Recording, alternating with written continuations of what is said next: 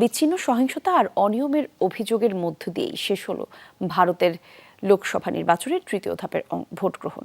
স্থানীয় সময় সকাল 7টায় শুরু হয় ভোটাভুটি, চলে সন্ধ্যা 6টা পর্যন্ত। সবশেষ তথ্যে এই ধাপে 12 রাজ্যের 93 আসনে ভোট গ্রহণ পরে গড় 60%-এর কিছু বেশি। কলকাতা থেকে সহকর্মী সুকান্ত চট্টোপাধ্যায়ের পাঠানো তথ্য ছবিতে থাকছে বিস্তারিত।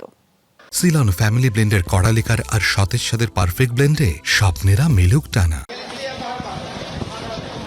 বিশ্বের সবচেয়ে বড় গণতান্ত্রিক দেশে ভোট উৎসব, আর তাই ভারতের লোকসভা নির্বাচনের তৃতীয় ধাপে মঙ্গলবার সকাল থেকেই কেন্দ্রে কেন্দ্রে ছিল ভোটারদের লাইন।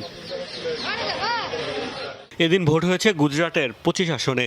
রাজ্যের গান্ধীনগর থেকে লড়ছেন হেভিওয়েট প্রার্থী ও বর্তমান স্বরাষ্ট্রমন্ত্রী অমিত শাহ। এছাড়াও কর্ণাটকে 14, মহারাষ্ট্রের 11 ও উত্তরপ্রদেশের 10 আসনে হয়েছে নির্বাচন।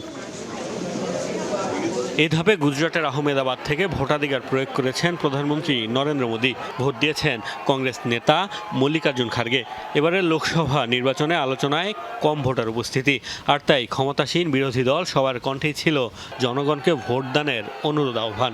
লোকতন্ত্রকে মহাযজ্ঞ মে দেশবাসীকে আহ্বান জানাবো, দেশের যে প্রান্তেই থাকুন না কেন ভোট দিন, গণতন্ত্রের উৎসব উদযাপন করুন। ভোটারদের উপস্থিতি বেশি হলে তা সরকারের আদর্শ পরিবর্তনে সহায়ক হবে। আপনার ভোটাধিকার প্রয়োগের মাধ্যমে মতামত প্রকাশ করুন।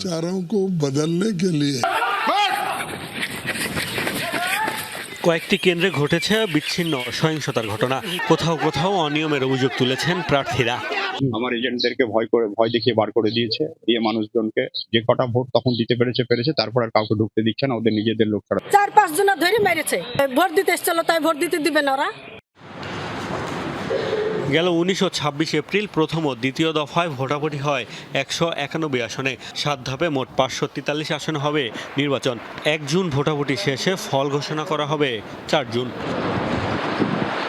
মোস্তফা মাহমুদ, যমুনা নিউজ।